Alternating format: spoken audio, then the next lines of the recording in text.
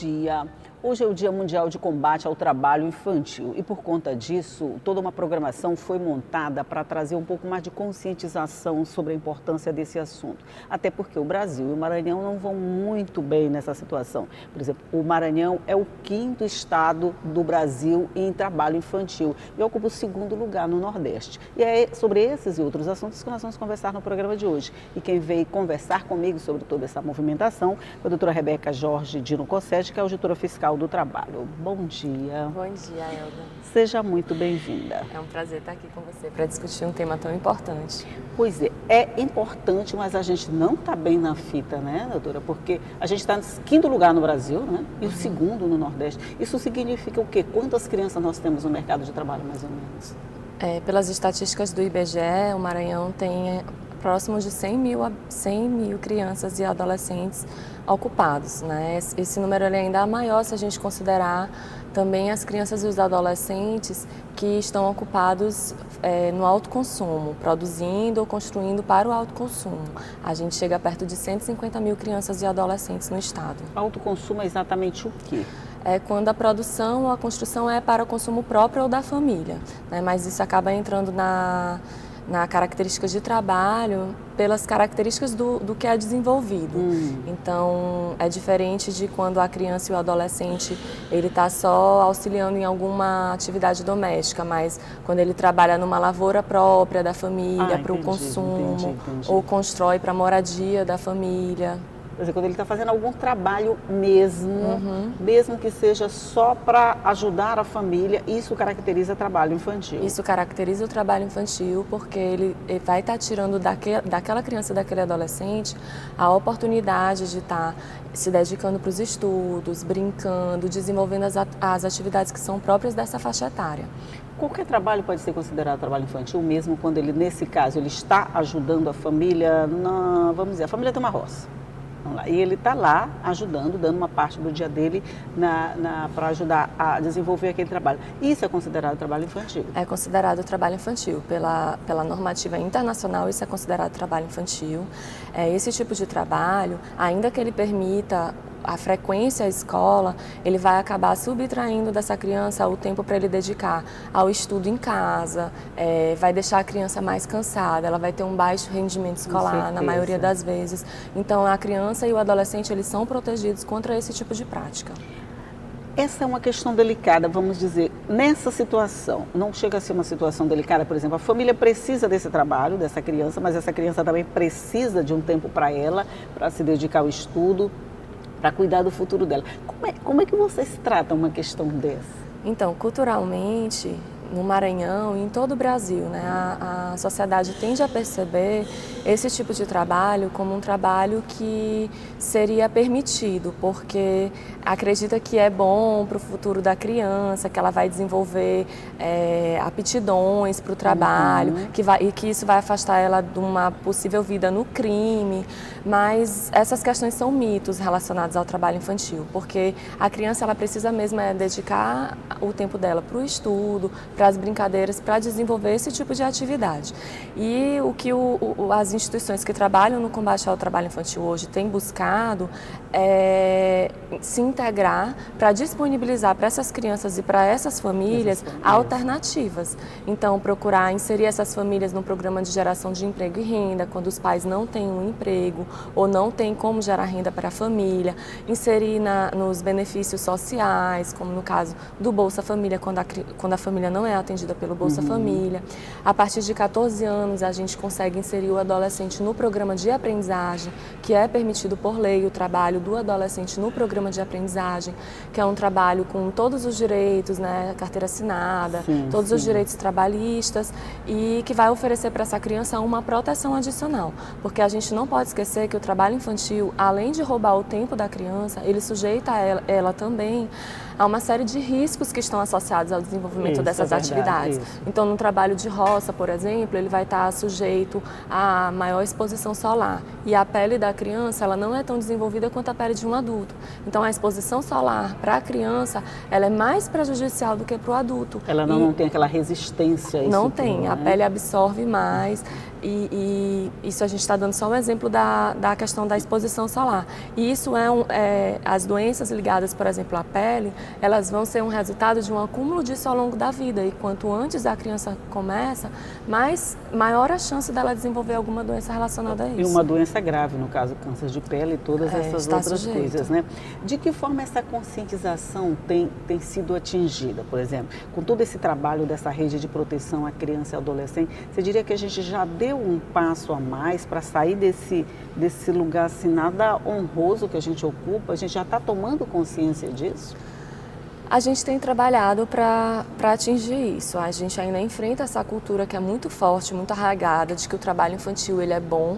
Né? As pessoas tendem a falar dos casos que são exceções, que são os casos das pessoas que trabalharam na infância e na adolescência e tiveram um sucesso na vida. Verdade. Mas, infelizmente, esses casos são exceções e a gente precisa tratar eles dessa forma. A gente precisa entender que a realidade da grande maioria das crianças e dos adolescentes que iniciam no trabalho infantil, elas vão tender a perpetuar a situação de pobreza e de miséria da família. Muitas vezes chegando, inclusive, a se tornar trabalhadores em condições análogas à de escravo, porque elas vão ter menos oportunidades, menor escolaridade, menor chance de competir no mercado de trabalho. Então, isso acaba contribuindo para perpetuar. E aí, os órgãos que trabalham com isso, os órgãos governamentais, tanto na esfera municipal como estadual e federal, têm trabalhado para mudar, fazendo campanhas de conscientização. A gente trabalha muito essa data do 12 de junho, mas a gente tem outras campanhas durante o ano. O ano todo trabalha isso. O ano todo. Esse ano a gente já teve campanha no Carnaval, faremos campanhas também nos festejos de São João.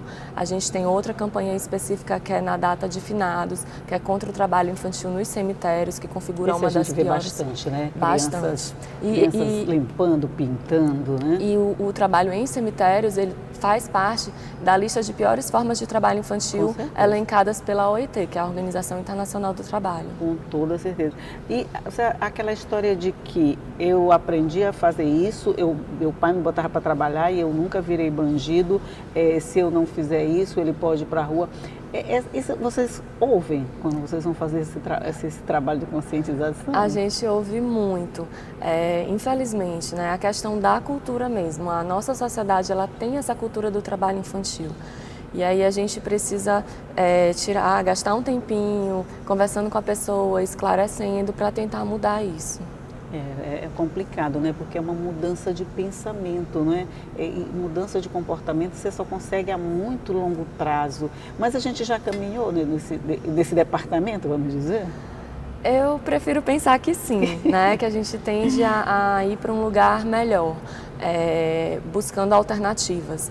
Então, acho que a sociedade ela vai encarar melhor essa questão de retirar a criança e o adolescente do trabalho infantil quando a gente tem uma alternativa para ela. Isso. Então, se a gente tem um contraturno na escola para oferecer para ela, porque às vezes os pais não têm com quem deixar essa criança em casa, então a gente precisa buscar esse tipo de alternativa. Até os 13 anos, em que é proibido toda e qualquer forma de trabalho, buscar alternativas como contraturno escolar, como inserção em projetos sociais que dão assistência na comunidade daquela família, prática de atividades esportivas, utilizando os equipamentos do estado, do município para isso. E a partir dos 14 anos, além dessas opções, a gente tem também as opções de inserir num programa de aprendizagem. A partir dos 16, o adolescente ele já pode trabalhar pela legislação, sendo vedadas apenas as atividades perigosas, insalubres, o trabalho noturno. Isso a partir dos 16? A partir dos 16 anos ele já pode Como trabalhar. aprendiz, é isso, né? Não, a partir dos 16 ele não precisa mais estar na condição de aprendiz. Ele ainda pode ser aprendiz, a aprendizagem ela vai dos 14 aos 24 anos, mas a partir dos 16 ele já pode ser um empregado como qualquer outro adulto. Só que é vedado a ele o trabalho em atividades perigosas, insalubres e noturnas. Pois então nós vamos falar sobre isso no próximo bloco, vou fazer um rápido intervalinho aqui enquanto a gente toma um cafezinho e a gente volta já já, é só um minuto.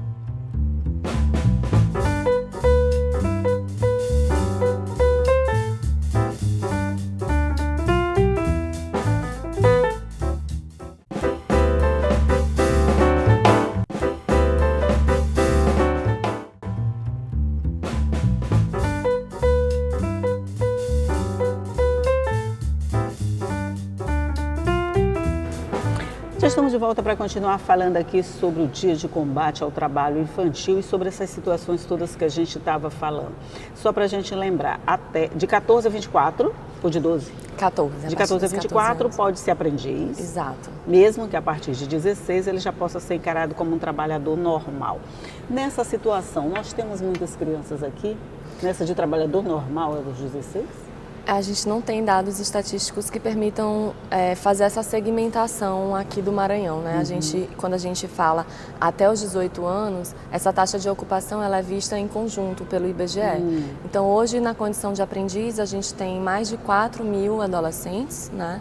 E isso nessa faixa de 14 até 24 anos. E a gente encontra, assim, algumas situações em que há o trabalho a partir dos 16 anos. Sempre lembrando que, ainda assim, existem restrições ao trabalho a partir dos 16 anos.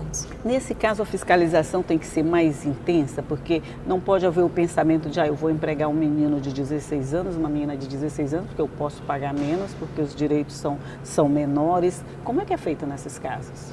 Assim, na aprendizagem existe toda uma estruturação legal do programa, né? Então, o adolescente, ele vai ser inserido na empresa, ele vai ter carteira assinada e ele tem todos os mesmos direitos que um trabalhador normal, só que como ele tem uma jornada reduzida, o salário dele é proporcional ao tempo trabalhado.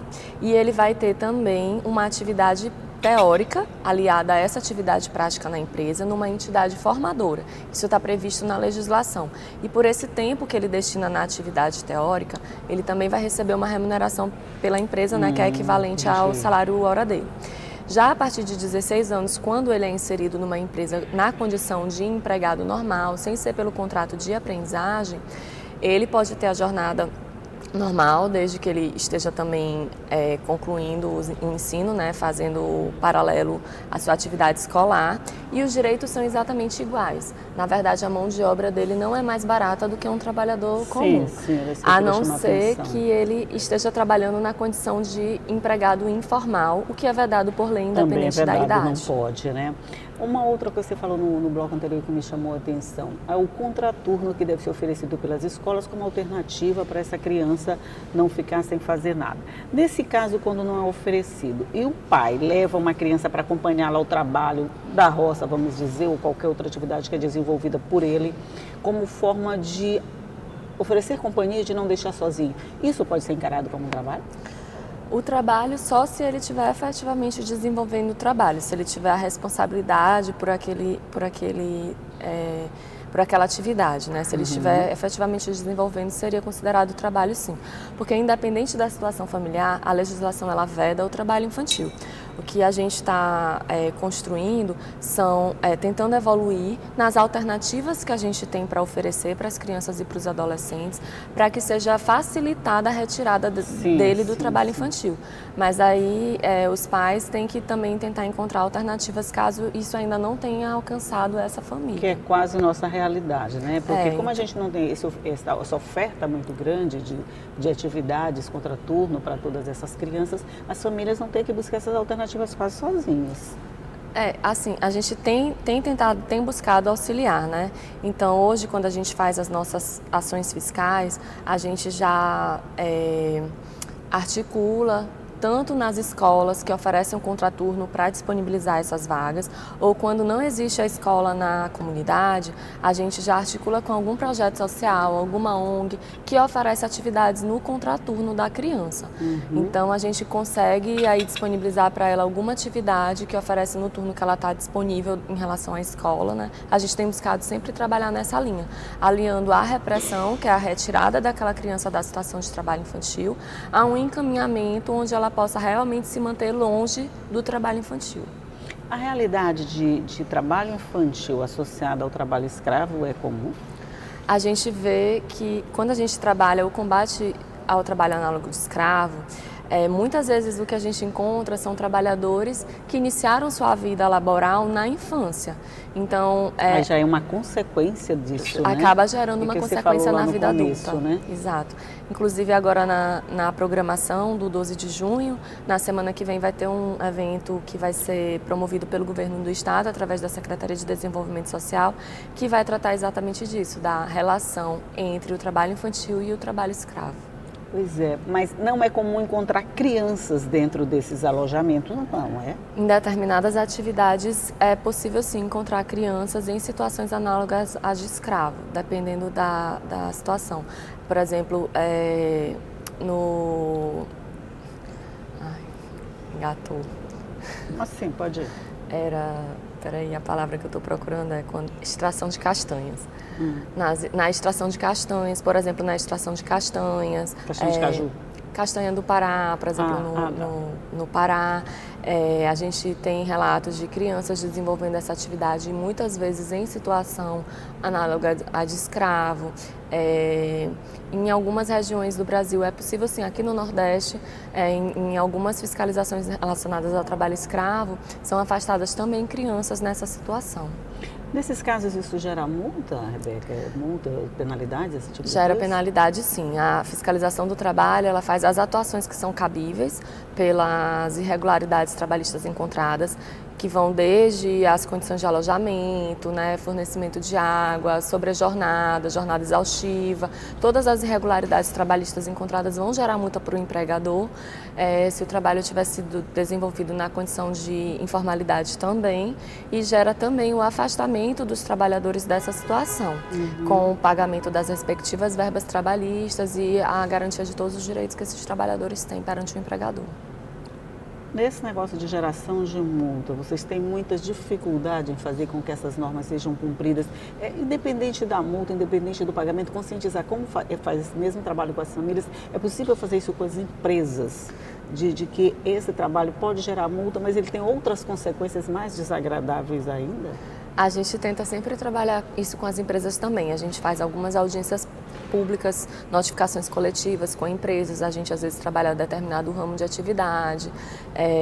Na esfera da aprendizagem, a gente tem também buscado trabalhar junto das empresas a priorização do público mais vulnerável, porque hoje, pelos dados estatísticos, a gente entende que o trabalho infantil ele está bem segmentado.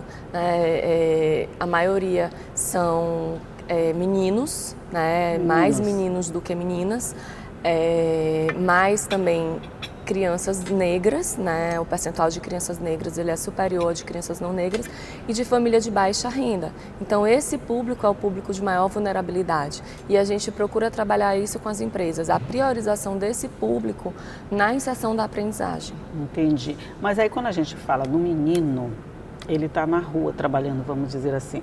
A menina fica em casa. O trabalho dentro de casa pode ser considerado um trabalho infantil?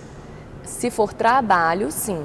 Né? A gente não está falando de crianças que têm a responsabilidade de arrumar a sua cama, isso, de cuidar, né? de cuidar do seu espaço. De cuidar do seu espaço. Não vale como trabalho infantil, não. A gente não enquadra isso. Existe esse mito, as pessoas gostam de falar assim, agora a criança não pode nem arrumar a cama, que é trabalho infantil. Realmente não é. O que a gente vai considerar como trabalho é a situação em que a criança ela assume a responsabilidade de cuidar de toda a casa no lugar do adulto que seria responsável. Então a criança, a menina, que tem a responsabilidade de fazer a comida todos os dias para a família, né? Inclusive, às vezes, meninas de 8, 10 anos lidando com faca, com água quente, com materiais que vão oferecer risco para ela, mesmo que seja dentro da sua residência. E a gente tem ainda mais grave do que isso, a situação do trabalho infantil doméstico, onde essas meninas são colocadas em casas de outras famílias para prestar esse tipo de serviço. É verdade, que é uma das maiores atividades do trabalho infantil, está nos serviços domésticos. É um trabalho muito invisível. A sociedade, de uma maneira geral, não enxerga, porque é desenvolvido dentro do âmbito domiciliar. Né? Então, a gente muito particular, né? Exatamente. Vocês não conseguem invadir as casas para ver esse tipo de coisa.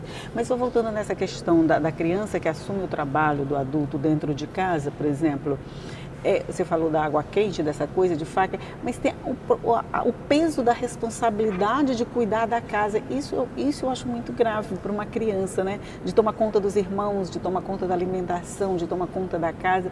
Isso é um fardo muito pesado para uma criança, não é? Extremamente pesado, até para um adulto. Às vezes o adulto se sente sobrecarregado. É pesado. Imagine para uma criança. Vamos falar sobre isso no próximo bloco? De novo, a gente vai fazer um rápido intervalinho e a gente volta para continuar falando sobre esse assunto. É só um minutinho.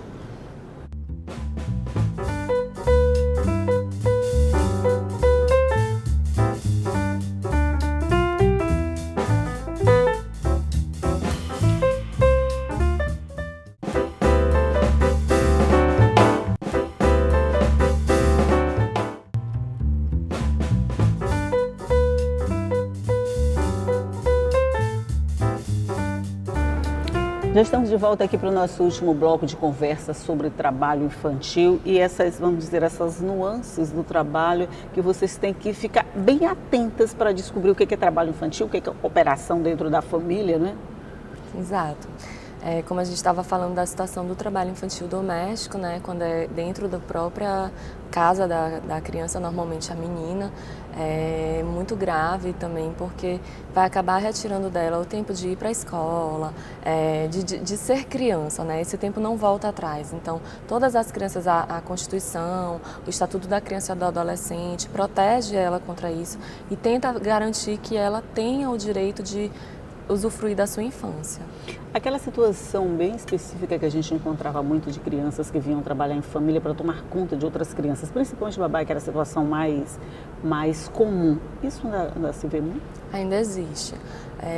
Normalmente em famílias do interior, né? As mães acabam deixando que suas filhas venham para a capital. A gente ainda vê muito esse tipo de situação.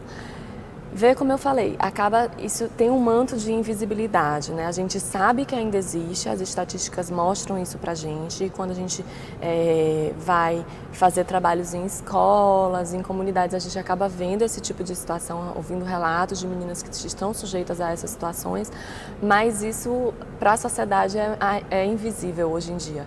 E aí a gente disponibiliza sempre os canais de denúncia, caso alguém tenha conhecimento de uma situação desse tipo. A gente tem o Disque 100, que é 100, a pessoa pode ligar e fazer essa denúncia, ou também procurar a Superintendência Regional do Trabalho, as gerências regionais no interior e as agências também no interior do estado. Esse manto de invisibilidade, vamos dizer assim, ele é facilitado ainda pelo fato de dizer a minha filha foi estudar. Quer dizer, essa é a desculpa oficial ainda? Essa é a desculpa oficial, mas muitas vezes, quando essas meninas chegam aqui na capital, elas nem têm a oportunidade de ir à escola. Normalmente elas vão, né? Mas essa escola, o rendimento escolar dela fica extremamente prejudicado. Normalmente elas estudam à noite, depois de uma extenuante jornada laboral, fazendo todas as atividades em casa e ainda cuidando da criança. À noite, já cansadas, elas vão para o colégio e voltam ainda mais cansadas para acordar cedo e iniciar a jornada no dia seguinte. É verdade, é verdade. Agora eu falei tanto que nem perguntei sobre a programação. Claro que está sendo desenvolvida toda uma programação hoje. Como é que vai ser o dia de vocês nessa campanha de hoje? Esse ano, a Rede de Proteção à Criança e ao Adolescente se reuniu para montar uma agenda conjunta.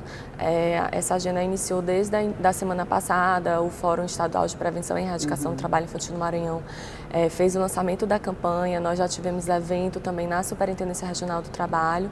Hoje nós estamos com uma caminhada, né, pela Rua Grande, com o objetivo de chamar a atenção da população, da sociedade para essa temática. Na parte da tarde teremos uma sensibilização também da população na Praça Nauro Machado, na região do Reviver.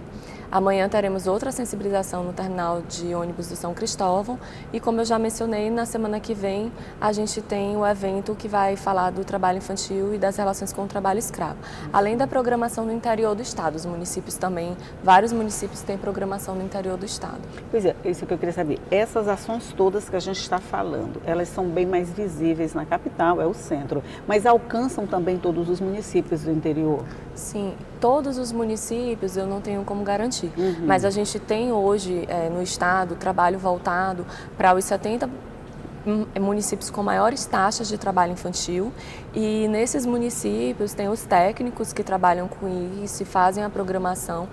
São os que a gente acompanha mais de perto, né? Mas todo município acaba fazendo alguma programação alusiva, ainda que seja só no dia, ou algum movimento nem que seja pequeno, né? A gente tem isso divulgado no estado.